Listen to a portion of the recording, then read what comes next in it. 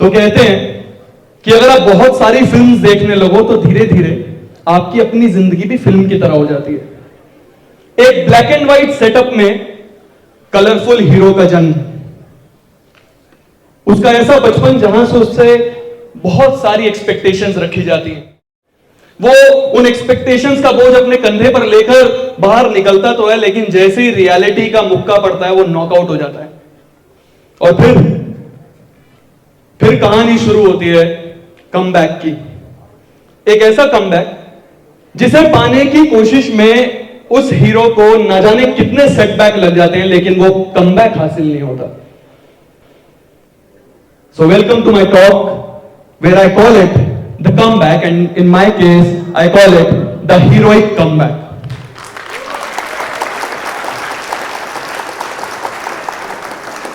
My name is Sumit Arora, पेशे से एक अभिनेता, height 6'1", language is known Hindi, English, Punjabi, Haryanvi, Bhojpuri and French, and these are my profiles. तो जितने लोग अभी नहीं समझे, I would like to tell you कि हर एक एक्टर की लाइफ का, हर एक स्ट्रगलिंग एक्टर की लाइफ का 85% part is about giving these introductions. वो भी उन लोगों के सामने जिनकी खुद की जिंदगी का 90% part is about hearing such intros. It's crazy, of course it is. तो अपना हीरो जिस कमबैक के इंतजार में इधर उधर भाग रहा है, उसे पाने के लिए उसे कास्टिंग एजेंसीज, प्रोडक्शन हाउसेस और ना जाने कितने मीडिया हाउसेस के चक्कर काटने पड़ते हैं। टू बी ऑनेस्ट, ये कहानी सिर्फ मेरी नहीं है, हर उस एक्टर की है जिसने सोचा कि यार वो कमबैक हासिल करना है, और वो एक सपना लेकर सपनों की नगरी मुंबई पहुंचा, जस्ट लाइक मी। स्टार्टिंग में थोड़ा मुश्किल लगता है, बट धीरे धीरे आपको सब समझ आने लग जाता है कि भाई साहब यहां तो मुश्किल है सर्वाइवल। एक टाइम था जब हर एक एक्टर सुबह उठता था, बैग वगैरह पैक करता था, लंच बॉक्स रखा, सब कुछ रखा, पहुंच गया सीधा ऑडिशंस वाली जगह पर। लंबी लंबी लाइंस में आप खड़े रहते हो, सोचते रहते हो कि आपकी बारी कब आएगी, आपकी बारी क्या आएगी। एक्चुअल में हम सब अपनी बारी का इंतजार ही कर रहे हैं। जैसे तैसे आप उस लाइन को तोड़कर बाहर पहुंचते हो उस कमरे में, और उस कमरे में अपना इंट्रोडक्शन दे रहे हो तो hi my name is Sumit, और सामने से आवाज आ जाती है, सॉरी नॉट फिट। दिन खत्म हो जाता है। आप सोचते हो कि यार अब क्या किया जाए। आप जाते हो भैया यारी रोड पर, थोड़ा बहुत खाना पीना किया, घर जाओ वापस, दैट्स इट। और अगर दिन बचाओ तो फिर से किसी लाइन में चले जाओ, सिर्फ और सिर्फ सुनने के लिए नॉट फिट। ये हर उस एक्टर की, हर उस स्ट्रगलिंग एक्टर की डेली लाइफ है। हर दिन उसे सेम करना पड़ता है, इस होप के साथ कि कभी किसी दिन कुछ चेंज हो जाएगा और चीजें डिफरेंट हो जाएंगी। वेल, टू बी ऑनेस्ट, पहले ऐसा होता था, but after Covid things have changed. अब कास्टिंग एजेंसीज ऑनलाइन इंट्रोज लेना ज्यादा प्रेफर करती हैं, ऑफलाइन ज्यादातर सिर्फ एक्टिंग वर्कशॉप्स कराई जाती हैं। खैर, अगर हम बात करें तो दूसरी साइड की दुनिया भी इतनी आसान नहीं है, क्योंकि पूरे टाइम आपको अननोन लोग बहुत सारी प्रोफाइल्स भेज रहे हैं इस उम्मीद में कि वो एक्टर बन जाएंगे किसी ना किसी दिन। आपका number is not personal anymore, working hours क्या होते हैं, nobody gives a damn about it, and still आप पर सबसे ज्यादा सवाल उठते हैं। क्लाइंट की आपसे एक्सपेक्टेशंस हैं, एक्टर्स आपसे बहुत सारी होप लगा के बैठे हैं कि भाई साहब ये हमें काम देगा, हमें काम देगा, कभी ना कभी कोई काम देगा। लेकिन क्लाइंट को क्या चाहिए? ऑप्शंस, और ऑप्शंस में भी वो चुन लेता है जिसके इंस्टाग्राम फॉलोअर्स ज्यादा हैं। It hurts. ये बताना जरूरी क्यों है? ये बताना जरूरी इसलिए क्योंकि ओटीटी और यूजीसी के आने के बाद एक्टर्स के लिए अपॉर्चुनिटीज बढ़ी हैं, बट वो फाइट ज्यादा मुश्किल हो गई है। बिकॉज नाउ वो लड़ाई आपको रोज लड़नी पड़ती है, और आपको पता नहीं है कि वो कब चेंज होगा, कब चेंज नहीं होगा। मैंने अभी इतनी स्पीच लिखी थी और मैं अपनी वाइफ को सुना रहा था, एंड हर क्वेश्चन वाज, वो सब तो ठीक है, इसमें कमबैक कहां है भाई? तो मेरा जवाब था, बाबू मोशाय, जिंदगी की तरह कहानी भी बड़ी होनी चाहिए, लंबी नहीं। जब मैंने आपको ये पूरी बात बताई, it was me setting up a prelude कि क्या क्या होता है, क्योंकि किसी भी अच्छी कहानी को सुनाने से पहले आपको समझाना पड़ता है कि आसपास का माहौल क्या है, कि क्या क्या चीजें चल रही हैं, भूमिका बांधनी पड़ती है। मैंने आपके सामने एक भूमिका बांधी कि एक एक्टर को किस किस से गुजरना पड़ता है, but to be very honest, मेरी कहानी यानी अपने हीरो की कहानी एक्सटर्नल से ज्यादा इंटरनल है। How internal? अंदर की लड़ाई कैसे? वेल, आज से, जैसा कि मैंने बताया कि मुझे 11 साल हो गए थिएटर करते हुए, तो आज से 7.5 साल पहले मैं अपना ग्रेजुएशन ऑलमोस्ट कंप्लीट करने ही वाला था, और मन में एक बड़ा ही प्यारा सा सपना लेकर, जो ऑलमोस्ट हर एक्टर थोड़ा धुंधला करके देखता जरूर है, बट देखता है, सपना 70 mm का थिएटर स्क्रीन, 70 mm। तो हीर में, मन में हीर लिए रांझा घूम रहा था हर तरफ कि कब वो सपना पूरा होगा। बट इस सपने की शुरुआत कहां से होगी? इस स्टोरी में एक फोन कॉल से। तो एक डायरेक्टर का मुझे फोन आया, उन्होंने मुझे बोला कि सुमित, मैंने आपका ना एक प्ले देखा था यार, and I am making a short film, क्या आप प्लीज उसमें लीड करोगे? सो ऐसे टाइम पर मोस्टली क्या करना होता है, मैं आपको सिखाता हूं। लंबी सांस लेनी होती है, कुछ फालतू नहीं बोलना होता, होल्ड करना होता है, और पूरे ध्यान से आंसर देना होता है, जो भी आपको देना हो। मैंने इसमें से कुछ भी नहीं किया। मैंने बोला सर स्क्रिप्ट भेजो, आप स्क्रिप्ट भेजो। तो मैं बोला श्योर श्योर श्योर। मैंने बोला सर आप भेजो तो सही, लेकिन बजट नहीं है इसमें, मतलब तू देख ले। मैंने बोला सर अभी तक हम फ्री में ही कर रहे हैं इतने टाइम से, आप भेजो तो सही। उन्होंने स्क्रिप्ट भेजी, मैंने पढ़ी, अच्छी लगी, रिहर्सल्स हुई, बहुत बढ़िया हुई, सब कुछ अच्छा चल रहा था। शूट का पहला दिन, day 1, take 1, shot 1, lights, camera rolling, sound rolling, action, cut. मैं बोला हो गया सर? हाँ हो गया यार, बहुत बढ़िया, परफेक्ट है यार, नेक्स्ट करते हैं। मैं बोला सर मतलब हो गया, मतलब जेन्युइन हो गया? कह रहे हाँ यार हो गया। मैं बोला सर मैं देख लूं एक बार। मैंने शॉट देखा, सर पक्का हो गया? हाँ हाँ हो गया हो गया हो गया। सो ऐसा कहा जाता है कि film is a directors medium. तो हमने भी सोचा भाई उन्हें मिल गया तो हम क्यों इतना परेशान हो। हमने बोला ठीक है सर। 3 दिन शूट चला नॉन स्टॉप लगातार। चौथे दिन जब मैं घर पहुंचा, after the packup thing and everything was done, कुछ था जो चेंज हो गया था, कुछ था जो अब डिफरेंट था। हीरो की लाइफ चेंज हो गई थी। पता है क्यों? क्योंकि जब तक आप समझ रहे होते हो ना कि आपको सब कुछ आता है और आपने सब कुछ कर लिया, लाइफ बहुत आसान लग रही होती है। बिकॉज अभी तक आप उस युद्ध में नहीं उतरे हो ना। बट कुछ था जो अब डिफरेंट था हीरो के लिए। सवाल चल रहे थे दिमाग में,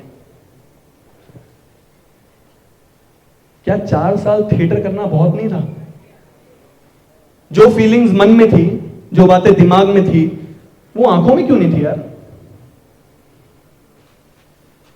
क्या फिल्म स्कूल ज्वाइन करना पड़ेगा? अरे यार पैसे, फैमिली को सपोर्ट कैसे करेंगे भाई? कैसे होगा सब कुछ?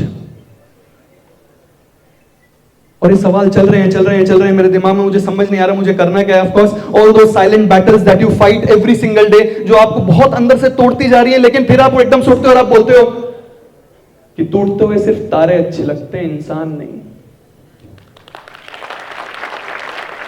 और आप बोलते हो कि नहीं यार कम बैक तो करना है, क्योंकि ये वो एंडिंग नहीं है जो आपने चूज की थी। और वैसे भी अगर एंडिंग पसंद ना आए तो बदल दो, तुम्हारी अपनी कहानी है ना, बदल दो ना एंडिंग अपने हिसाब से। तो मैंने सोचा कि चलो यार एंडिंग बदल देते हैं, अब चीजें चेंज करते हैं। बट कैसे? टू बी ऑनेस्ट उस टाइम एक सवाल और आया था जो बहुत सीक्रेट है, मैंने किसी को आज तक बताया नहीं, बट आज बताता हूं। उस टाइम पहली और आखिरी बार एक सवाल आया था, कुछ और कर लें क्या हीरो? बहुत सोचा और बोला नहीं, बिल्कुल नहीं। हार के जी सकते हैं बट गिव अप करके नहीं यार। एक ट्राई तो बनता है, एक ट्राई तो बनता है ये देखने के लिए कि जितने चैलेंजर आप खुद को बोल रहे थे, जितना हीरो आप अपने आप को मान रहे थे, वो दुनिया में हो कि नहीं। लेकिन भैया अब किया क्या जाए? Prism of perception. जब मैंने पहली बार ये टॉपिक सुना, मुझे कुछ नहीं पता था, मुझे बोलना गया टू बी वेरी ऑनेस्ट। मैं नहीं जानता था कि मैं क्या जाकर बोलूंगा, but a few days back मैं एक शूट पर था, सब कुछ 100 FPS पर चल रहा था। For all those who don't know, it's a slow motion camera का स्पीड।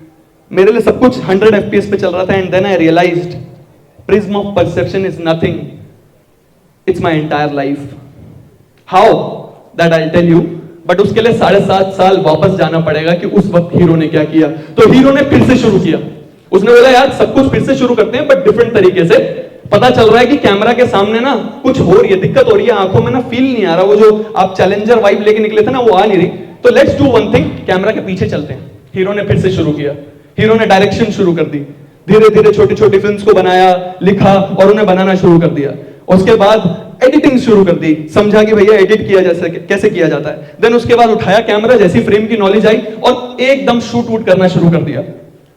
अब क्या प्रोडक्शन बचा था, तो Amazon प्राइम की एक फिल्म थी, उसके प्रोडक्शन हेड बनकर जाकर समझ आ गया कि फिल्म कैसे बनाई जाती है, पूरा सब कुछ पता चल गया। बट पैसे भी तो चाहिए ना, लगातार तो नहीं हो पा रहा है काम, तो थिएटर पढ़ाना शुरू कर दिया, क्योंकि थिएटर के अलावा और कुछ आता नहीं था, एक्टिंग ही वही की है सारी की सारी। तो जब मैं बच्चों को पढ़ा रहा था थिएटर, मैं उनके साथ साथ उनको देखते देखते अपनी कमियां पहचानने लगा कि ओ ये गलती कर रहा था मैं।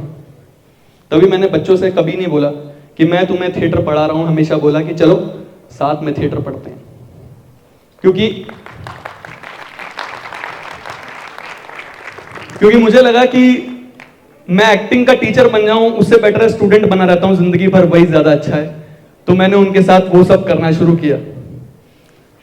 ये ट्रस्ट द प्रोसेस का पेंडुलम 6.5 साल तक चलता रहा, जहां हर दिन मैं अपने आप से पूछता था कि यार बनना तो एक्टर ही है, लेकिन क्या कर रहा हूं यार। 6.5 साल तक I used to question myself every single day कि यार हो क्या रहा है ये, बनने तो हम एक्टर आए थे यार, ये सब क्या करने लग गए, डायरेक्ट भी कर रहे हैं, प्रोडक्शन भी कर रहे हैं, सब कुछ कर रहे हैं, बट एक्टिंग ही नहीं हो रही। थिएटर में हो रही है, ऑफ कोर्स बहुत सारी अनरिलीज्ड फुटेज है जो मैंने खुद के ऊपर बनाई हुई है बहुत सारी, बट ऑफ कोर्स वो रिलीज नहीं है। और मैं अपने आप से पूछ रहा हूं यार सही तो हो रहा है ना। And this is one thing that I wrote अपने उस वक्त में, मैं आपको सुनाना चाहता हूं। सबसे ज्यादा मुश्किल ना अपने आप से लड़ना होता है, ये मानना कि आपसे नहीं हो पा रहा और आप फिर बोलते हो कि नहीं मुझे करना है। तो उस वक्त पर ये लाइन लिखी थी, अगर अच्छी लगे तो प्लीज तालियों के साथ साथ जरूर दीजिएगा, कि ये तेरी जंग का वो आखिरी अध्याय है जो तुझे खुद से लड़के खुद को हराकर खुद ही से जीतना है।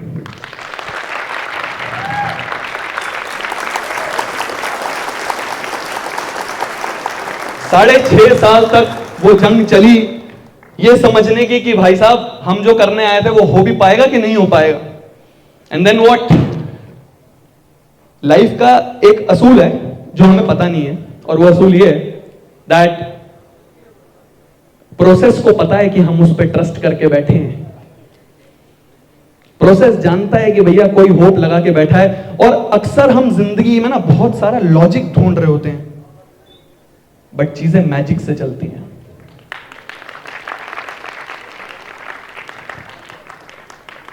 साढ़े 6 साल बाद, यानी कि around 2023 I got a call from this director, और उन्होंने मुझे बोला कि सुमित यार मैं ना एक शॉर्ट फिल्म बना रहा हूं और मुझे ना उसके लिए एक एक्टर चाहिए। तो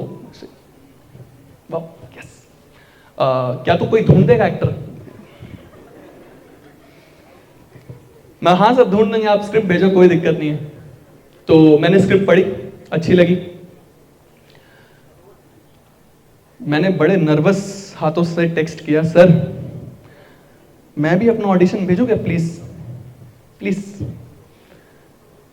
तू एक्टिंग करता है, मुझे तो पता ही नहीं था। मैंने हाँ सर, मतलब थोड़ा अगर आप मतलब एक बार देख लो आप। उन्होंने बोला भेज यार, भेज भेज भेज। मैंने ऑडिशन बनाया, ऑडिशन बनाकर भेज दिया। ऑडिशन बनाते हुए रियलाइज हुआ कि भाई साहब 6.5 साल वेस्ट नहीं गए, कुछ चेंज हो गया है। बट नेट प्रैक्टिस और एक्चुअल मैच में भाई साहब डिफरेंट होता है।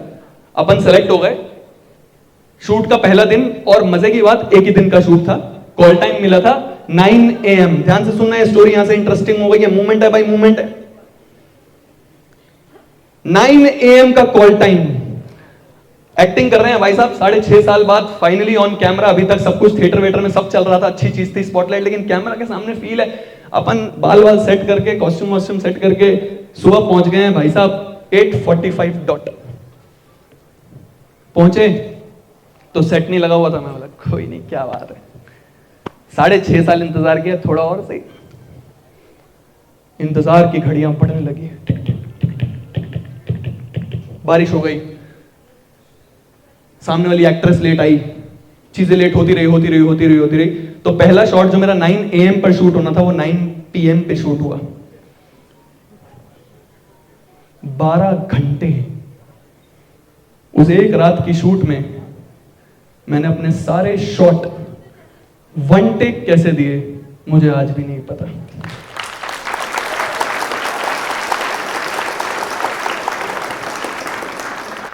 ऑनेस्टली मुझे आज भी नहीं पता कि वो सारे शॉट मैंने 1 टेक कैसे दिए।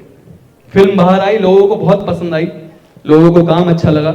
उसी एक फिल्म के चलते बहुत सारी एड्स मिली, बहुत बड़ी बड़ी कंपनीज के साथ मैं एडवर्टाइजमेंट्स कर चुका हूं, और बहुत सारे फिल्म्स भी हैं जो लाइंड अप हैं फिलहाल। बट आप ऑफ कोर्स मैं बात नहीं कर सकता हूं। And there is just one last thing that I want to say, जो मैंने उस टाइम पर लिखी थी, and I really want to conclude my talk with those few lines जो मुझे हमेशा मोटिवेट करती हैं। पता नहीं मैंने कैसे उस टाइम आग लिख दिया था। जब आप ऐसे डाउन ट्रोडन होते हो ना लाइफ में, तभी ऐसी चीजें लिखी जाती हैं।